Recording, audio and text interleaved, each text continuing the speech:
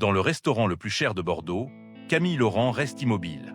Son fils de 7 ans, Hugo, pleure en silence devant une assiette intacte. 8 jours sans un mot. En face, une fillette aux boucles dorées observe, sérieuse, comme si elle comprenait tout. Son père, Thomas Morel, tente de la retenir. Trop tard. La petite se lève, s'approche et chuchote une phrase minuscule, capable de tout bouleverser.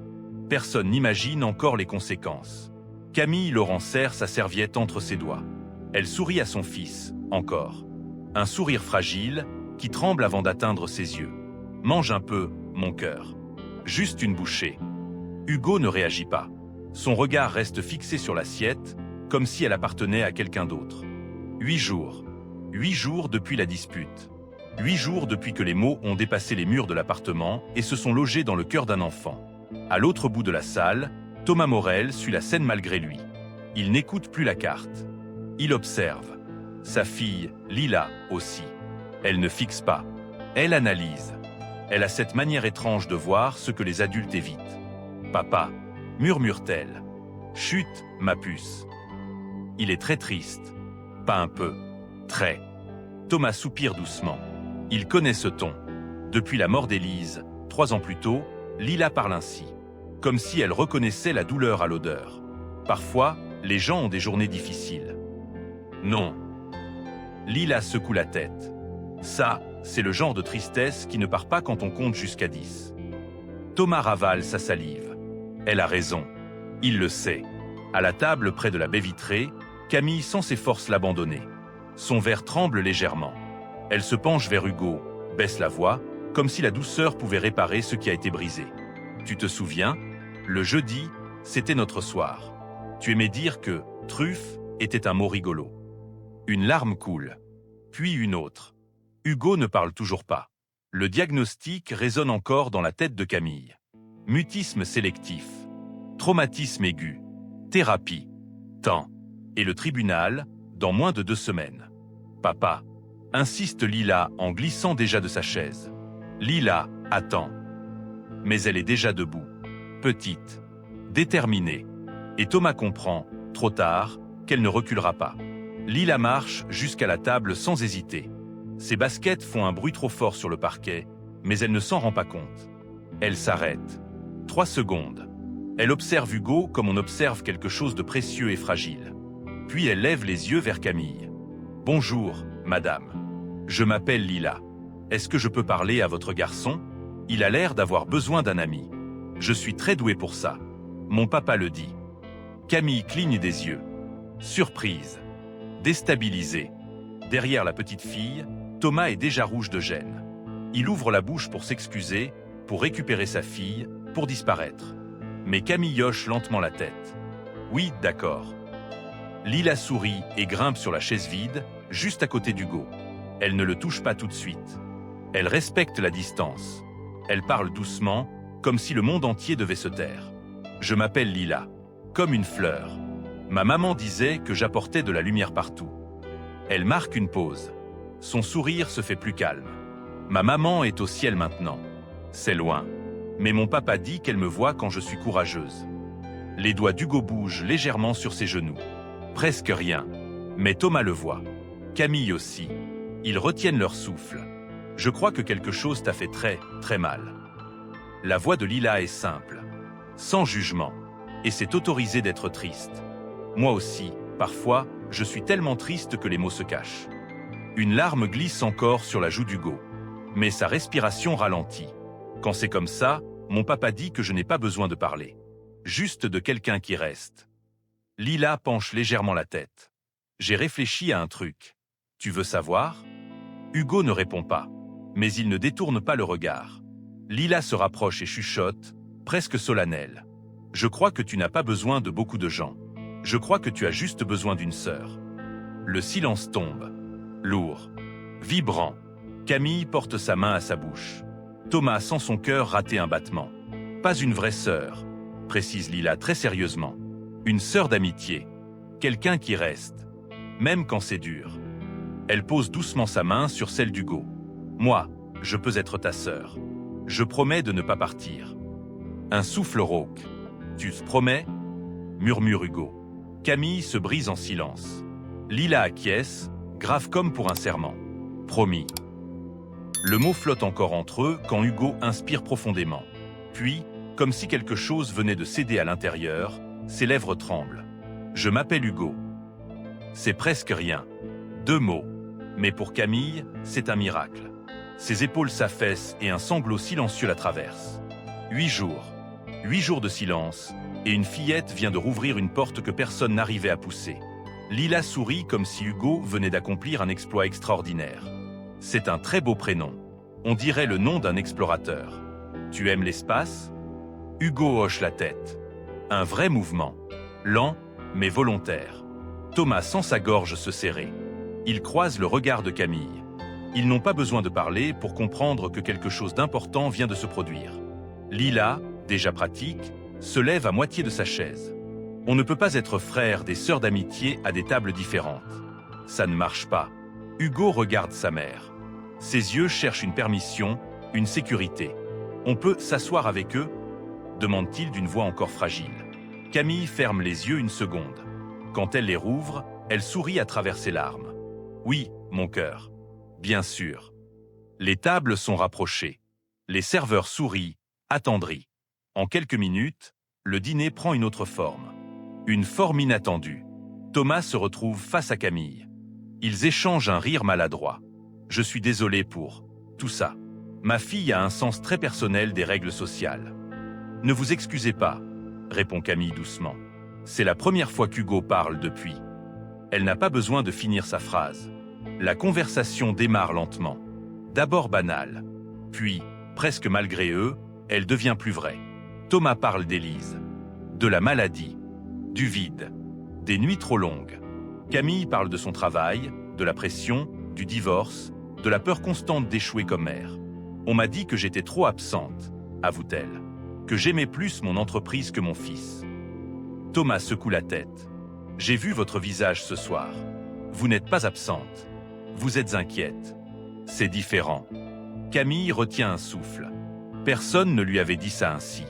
À côté d'eux, Lila et Hugo parlent d'astronautes. De fusées. De pizza dans l'espace. Hugo parle lentement, mais il parle. Il rit même à un moment. Un vrai rire, court, mais lumineux. Quand l'addition arrive, Camille insiste. S'il vous plaît, ce soir, votre fille a rendu quelque chose à mon fils. Je ne peux pas laisser passer ça comme un simple dîner. Thomas hésite, puis cède. À la sortie, Lila attrape la manche de Camille. Madame, est-ce que Hugo peut venir jouer avec moi un autre jour ? Parce que je dois lui expliquer une histoire très importante avec un chat qui mange des chaussettes. Camille éclate de rire. Un rire franc, libérateur. J'aimerais beaucoup. Les numéros sont échangés. Les promesses aussi. Dans la voiture, Lila s'endort presque aussitôt. Papa, murmure-t-elle. Oui, ma puce. Je crois qu'on les a aidés. Thomas regarde la route. Il pense à Camille. À Hugo. À cette soirée improbable. Oui, répond-il doucement. Tu as raison. Et pour la première fois depuis longtemps, quelque chose ressemble à de l'espoir. Le premier rendez-vous a lieu le samedi suivant. Chez Camille. Une grande maison ancienne, près du centre de Bordeaux, que Lila décrète immédiatement être un château, mais avec trop de salles de bain. Thomas gare sa vieille voiture un peu de travers. Il hésite une seconde avant de couper le moteur. Le monde de Camille n'est pas le sien. Il le sent. Trop grand, trop lisse, trop cher. Mais quand Camille ouvre la porte, en jean et t-shirt, les cheveux attachés à la va-vite, toute cette distance s'efface. Ils sont dans le jardin, dit-elle simplement. Lila et Hugo sont accroupis dans l'herbe, concentrés sur une mission capitale. Un insecte. Peut-être une chenille. Peut-être, selon Lila, un bébé alien. Thomas et Camille les regardent à travers la baie vitrée. En silence. Il va mieux, dit Camille doucement. Il parle encore peu. Mais il parle. Et surtout, il reste. Thomas hoche la tête. Lila n'a pas arrêté de parler de Hugo. Elle dit que maintenant, elle a un frère d'amitié et que ça change tout. Camille sourit. Puis son sourire vacille. Le tribunal approche. Sa voix est basse. Son père dit que si Hugo est comme ça, c'est à cause de moi. Que je travaille trop. Que je ne vois rien. Thomas se tourne vers elle. Vous le voyez. Tout le temps. Camille secoue la tête. J'ai passé des années à croire que sécuriser son avenir, c'était surtout gagner de l'argent. Construire. Prévoir. Elle regarde son fils rire doucement avec Lila. Mais là, maintenant, il a juste besoin que je sois là. Vraiment là. Ils boivent un café, puis un autre. Les heures passent sans qu'ils s'en rendent compte. Ils parlent d'Élise, du cancer, du deuil qui ne disparaît pas mais change de forme. Camille parle de son mariage, de la réussite devenue poison, de la trahison qui a tout fissuré. Je me sens coupable, avoue-t-elle. Tout le temps. Thomas réfléchit. La culpabilité, je la connais bien. Il marque une pause. Mais je crois qu'on confond souvent avoir échoué et avoir survécu. Camille absorbe ces mots comme on boit quelque chose de chaud après le froid. Dans le jardin, Lila et Hugo construisent une base spatiale avec des draps et des chaises. Hugo explique quelque chose avec sérieux. Il parle plus vite, plus fort. Lila l'écoute, fascinée.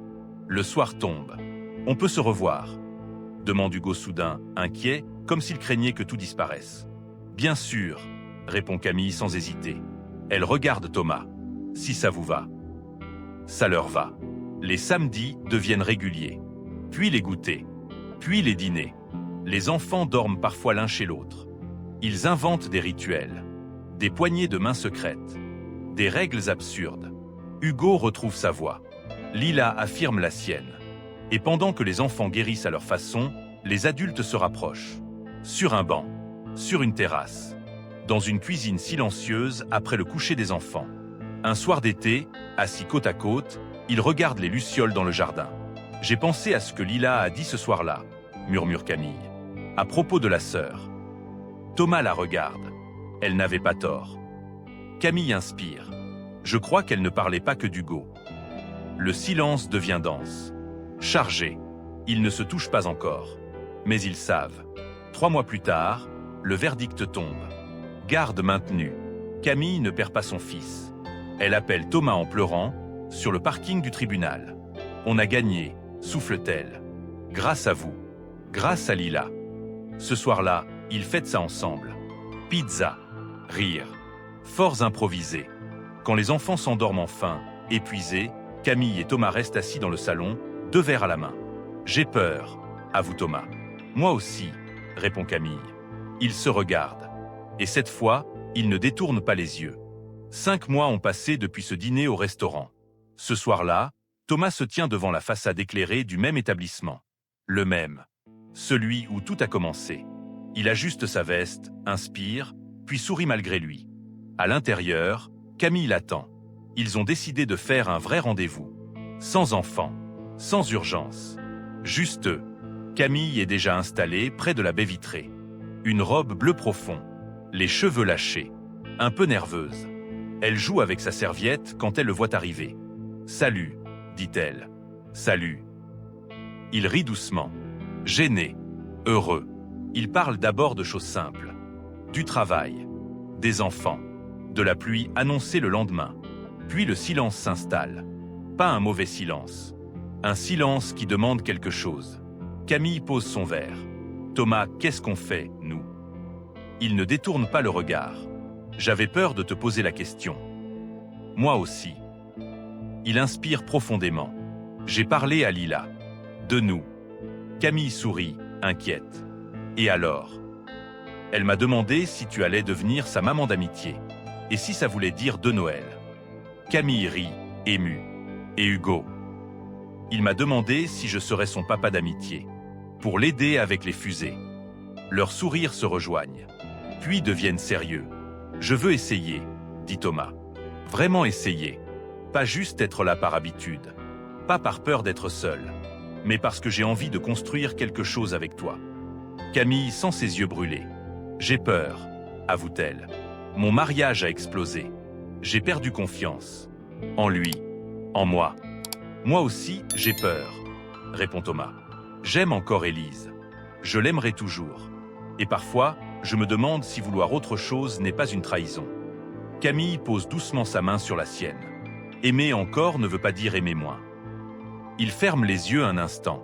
Tu sais, je crois qu'elle aurait voulu que je continue à vivre. Pas juste survivre. Camille hoche la tête. Alors, on essaie. Doucement. Ensemble. Ils sourient. Ensemble. Quand ils s'embrassent, ce n'est pas une promesse grandiose. C'est une promesse calme. Solide. 1 an plus tard, ils sont de retour au même endroit. Cette fois avec les enfants.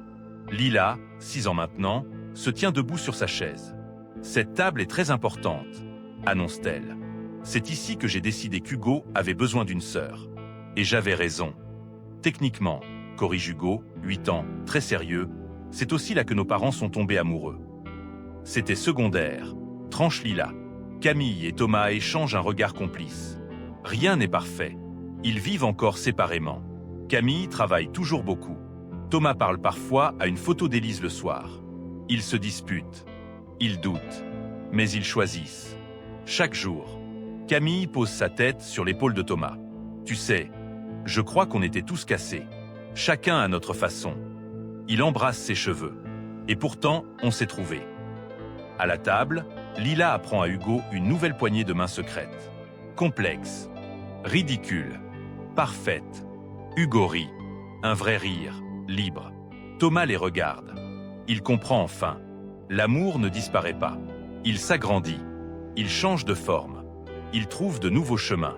Parfois, il commence par une petite fille en robe violette, dans un restaurant trop chic, qui décide que personne ne devrait être triste tout seul. Parfois, la famille n'est pas une question de sang, mais de choix, de présence et de courage.